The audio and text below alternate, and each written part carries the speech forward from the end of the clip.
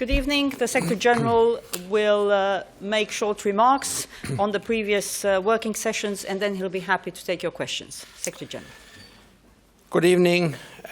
We have just held our first ever meeting of ministers dedicated to cyber defense and NATO's role in protecting vital computer systems.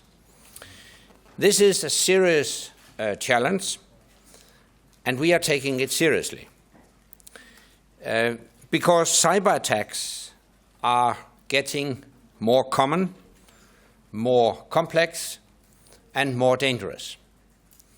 They come without warning from anywhere in the world, and they can have devastating consequences. We at NATO are already confronting this threat.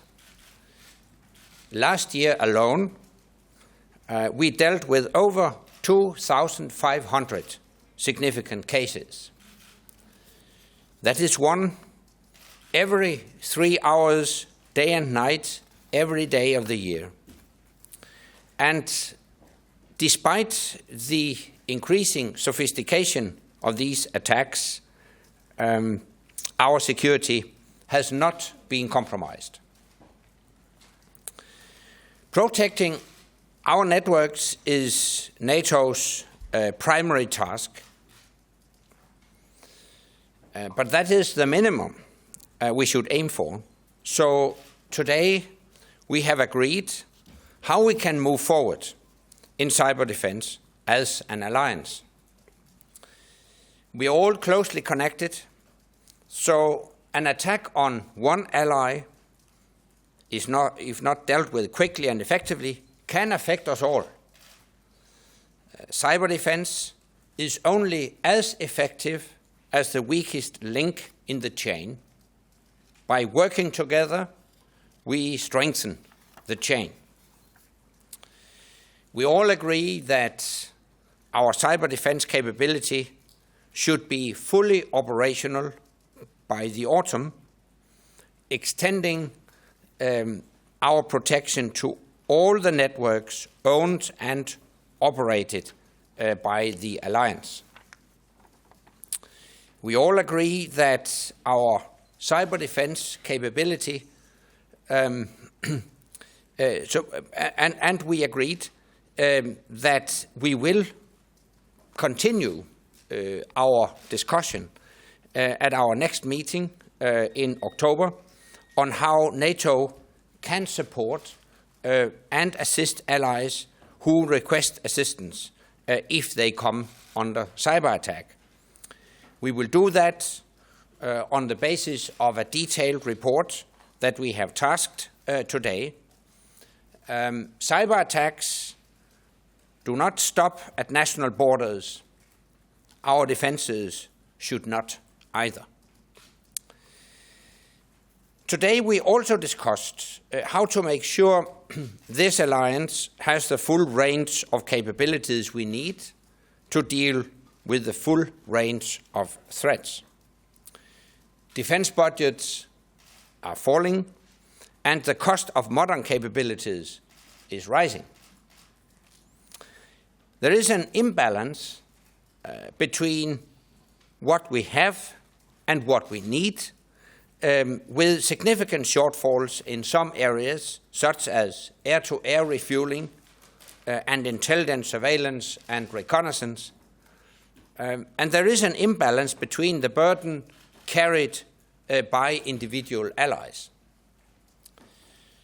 These are challenges we are addressing, but we need to do more.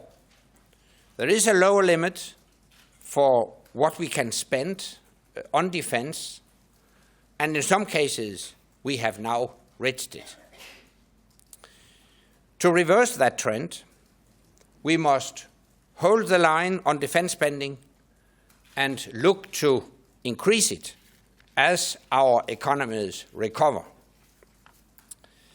We must make the best use of the money we have through better, smarter cooperation.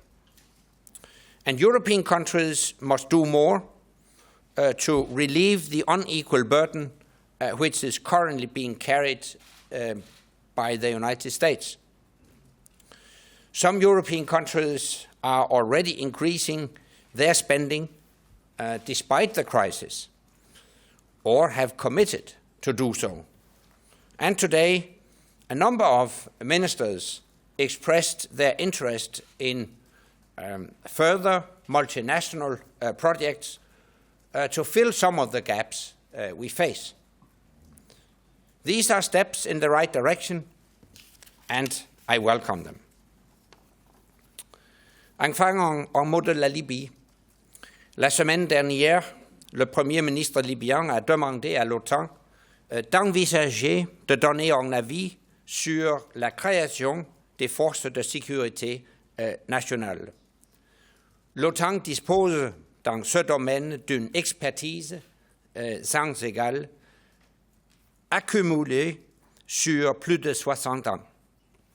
Hier, les Alliés ont décidé d'envoyer une délégation d'experts en Libye afin de voir comment l'OTAN pourrait répondre au mieux à cette demande.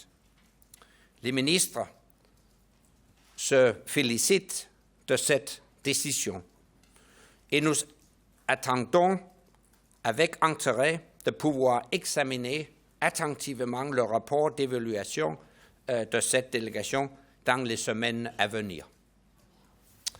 And with that, I'm ready to take your questions.